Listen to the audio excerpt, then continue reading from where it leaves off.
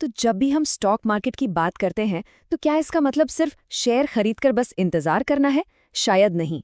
आज हम उन स्मार्ट इन्वेस्टर्स की प्लेबुक खुलने जा रहे हैं जो बाजार के हर उतार चढ़ाव में अपनी पकड़ बनाने के लिए कुछ एडवांस्ड फाइनेंशियल इंस्ट्रूमेंट्स का इस्तेमाल करते हैं। तो आज की हमारी प्लेबुक में क्या क्या है? सबसे पहले हम अपने टूल किट को समझेंगे।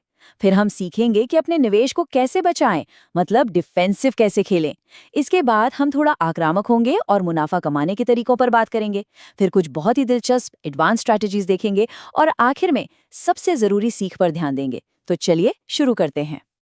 अक्सर लोग सोचते हैं कि इन्वेस्टिंग का मतलब है बाय एंड होल्ड, मतलब शेयर खरीदो और उम्मीद करो कि कीमतें बढ़ेंगी।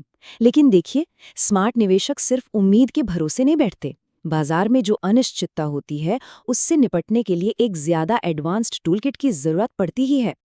तो सवाल ये उठता है कि क्या बस यही एक तरीका है?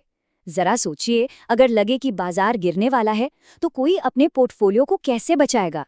या फिर अगर किसी स्टॉक की कीमत गिरने की उम्मीद हो तो क्या उससे भी पैसा कमाया जा सकता है? बस यहीं पर फ्यूचर्स और ऑप्शंस जैसे डेरिवेटिव्स अपना जादू दिखाते हैं। तो चलिए अपनी प्लेबुक का पहला चैप्टर खोलते हैं, डिफेंस मतलब बचाव। हेजिंग को आप ऐसे समझिए जैसे आप अपने पोर्टफोलियो के लिए इंश्योरेंस खरीद रहे हैं। इसका एक ही मकसद है, रिस्क को कम करना। तो ये हेजिंग आखिर है क्या? देखिए, बहुत आसान भाषा में ये एक ऐसी स्ट्रैटेजी है जिससे आप किसी चीज की कीमत में होने वाले बड़े उतार चढ़ाव से जो खतरा होता है उसे कम करते हैं। इन्वेस्टर्स अपने पोर्टफोलियो को अचानक होने वाले बड़े नुकसान से बचाने के लिए डेरिवेटिव्स का इस्तेमाल करते हैं। चलिए इसे एक सिंपल से उदाहरण से समझते हैं। मान लीजिए एक इन्वेस्टर है जिसके पास 1200 शेयर हैं और उसे 2 महीने बाद बेचने हैं। लेकिन उसे डर है कि कहीं 2 महीने में कीमत गिर ना जाए। और ये एक बहुत ही कॉमन प्रॉब्लम है ना? और यहीं पर हेजिंग की असली ताकत दिखती है। अब देखिए, अगर हेजिंग नहीं की तो स्टॉक की कीमत गिरी और सीधा सीधा 84,000 का नुकसान हो गया। लेकिन दूसरी तरफ जब शॉर्ट फ्यूचर्स हेज का इस्तेमाल किया गया तो देखिए क्या हुआ। स्टॉक में जो नुकसान हुआ उसकी भरपाई फ्यूचर्स के मुनाफे ने कर दी। मतलब रिस्क लगभग खत्म हो गया, नुकसान को मुनाफे से बैलेंस कर दिया गया। अच्छा, डिफेंस तो हो गया। अब बात करते हैं अटैक की, मतलब ऑफेंस की। अब फोकस रिस्क बचाने से हटकर प्रॉफिट बनाने पर आ गया है। चलिए देखते हैं कि इन्हीं इंस्ट्रूमेंट से ट्रेडिंग और स्पेकुलेशन कैसे की जा सकती है। तो डेरिवेटिव्स के साथ आक्रामक खेलने की ताकत आती कहाँ से है? इसका राज एक कॉन्सेप्ट में छिपा है और वो है लीवरेज। और यही वो चीज़ है जो इसे इतना पावरफुल और साथ ही इतना रिस्की भी बनाती है। तो लीवरेज का मतलब क्या है? मतलब आप बहुत कम पैसा लगाकर बाजार में एक बहुत बड़ी पोजीशन को कंट्रोल कर सकते हैं। बस एक छोटा सा मार्जिन पेमेंट देकर आप एक बहुत बड़े कॉन्ट्रैक्ट के मालिक बन जाते हैं। इससे आपका प्रॉफिट और लॉस दोनों कई गुना बढ़ सकता है। अब इस चार्ट को देखिए, ये लीवरेज का कॉन्सेप्ट एकदम क्रिस्टल क्लियर कर देगा। एक तरफ 850 शेयर खरीदने के लिए 11 लाख रुपए से ज्यादा लग रहे हैं, वहीं दूसरी तरफ उतने ही मार्केट एक्सपोजर के लिए फ्यूचर्स कॉन्ट्रैक्ट में सिर्फ 2,21,000 का मार्जिन देना पड़ रहा है। कितना बड़ा फर्क है! और इसीलिए कहते हैं कि लीवरेज एक दो-धारी तलवार है। अगर बाजार आपकी सोच के हिसाब से चला तो कम पैसे में बहुत बड़ा प्रॉफिट हो सकता है, लेकिन अगर बाजार उल्टा घूम गया तो नुकसान भी उतना ही बड़ा हो सकता है। इसलिए इसका इस्तेमाल बहुत सावधानी से करना पड़ता है। चलिए अब थोड़ा और एडवांस्ड लेवल पर चलते हैं। अब हम कुछ ऐसी स्ट्रैटेजीज देखेंगे जो ऑप्शंस को मिलाकर बनती हैं। इन्हें मुश्किल मैथ्स प्रॉब्लम की तरह मत देखिए, इन्हें उन कहानियों की तरह देखिए जो बाजार के कुछ खास सवालों का जवाब देती हैं। अब जरा इस सिचुएशन के बारे में सोचिए। कोई बड़े प्राइस स्विंग से प्रॉफिट कैसे कमाएं जब ये पता ही ना हो कि भाव ऊपर जाएगा या नीचे?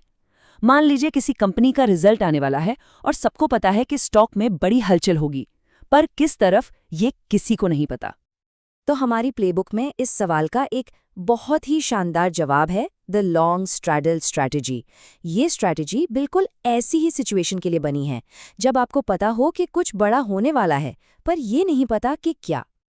और इसे बनाना बहुत ही आसान है। स्टेप 1, एक कॉल ऑप्शन खरीदिए जो कीमत बढ़ने पर आपको प्रॉफिट देगा। स्टेप 2, उसी वक्त एक पुट ऑप्शन भी खरीदिए जो कीमत गिरने पर प्रॉफिट देगा। बस ध्यान ये रखना है कि दोनों का स्टॉक, स्ट्राइक प्राइस और एक्सपायरी डेट सेम हो। अब कीमत किसी भी तरफ तेजी से भागे, आपको फायदा होगा। अच्छा, स्ट्रैडल तो हो गया। अब एक ऐसी स्ट्रैटेजी देखते हैं जो थोड़ी अलग है। ये आपके प्रॉफिट और लॉस दोनों पर एक लिमिट लगा देती है, मतलब एक दायरा बना देती है। इसका नाम है द कॉलर। कॉलर स्ट्रैटेजी में 3 चीजें एक साथ काम करती हैं। पहली, आपके पास पहले से कोई स्टॉक होल्डिंग है। दूसरी, आप एक कॉल ऑप्शन बेचते हैं जिससे आपको थोड़ी इनकम होती है, लेकिन ये आपके मुनाफे की एक ऊपरी सीमा भी तय कर देता है। और तीसरी, उसी इनकम से आप एक पुट ऑप्शन खरीद लेते हैं जो आपके लिए एक सेफ्टी नेट का काम करता है। यही तीनों मिलकर आपके स्टॉक के चारों तरफ एक प्रोटेक्टिव कॉलर बना देते हैं। और ये चार्ट देखिए, ये कॉलर की पूरी कहानी बता देता है। ये दिखा रहा है कि कैसे प्रॉफिट और लॉस दोनों एक रेंज में लॉक हो गए हैं। आप देख सकते हैं कि ये जो नेट लाइन है, ये एक पॉइंट के बाद एकदम फ्लैट हो जाती है। मतलब न तो अनलिमिटेड प्रॉफिट होगा और न ही कोई बहुत बड़ा नुकसान। ये एक पूरी तरह से रिस्क मैनेज पोजीशन है। तो इतनी सारी रणनीतियों के बाद आखिर हमें क्या सीखना चाहिए? चलिए इस पूरी प्लेबुक के सबसे जरूरी निचोड़ पर एक नजर डालते हैं। तो इस प्लेबुक से हमें क्या लेकर जाना है? पहली बात, डेरिवेटिव सिर्फ सट्टेबाजी के हथियार नहीं, बल्कि बहुत जरूरी फाइनेंशियल टूल्स हैं। दूसरी बात, हेजिंग अपने निवेश को बचाने के लिए इंश्योरेंस खरीदने जैसा है। तीसरी, लीवरेज से ट्रेडिंग में बड़े रिटर्न की संभावना तो है, पर याद रखिए रिस्क भी उतना ही बड़ा है। और आखिरी बात, ये जो कॉम्प्लेक्स ऑप्शन स्ट्रैटेजीज हैं, ये बाजार को लेकर आपके खास नजरिए को एक्शन में बदलने का एक तरीका है। और आखिर में एक सवाल जिसके बारे में सोचना चाहिए, क्या ये टूल्स जिम्मेदार रिस्क मैनेजमेंट के लिए हैं या ये सिर्फ सट्टेबाजी के हथियार हैं? जवाब ये है कि ये दोनों ही हो सकते हैं। ये एक टूल की तरह हैं। चाकू से आप सब्जी भी काट सकते हैं और किसी को नुकसान भी पहुंचा सकते हैं। सब कुछ इस बात पर निर्भर करता है कि उसका इस्तेमाल कौन और कैसे कर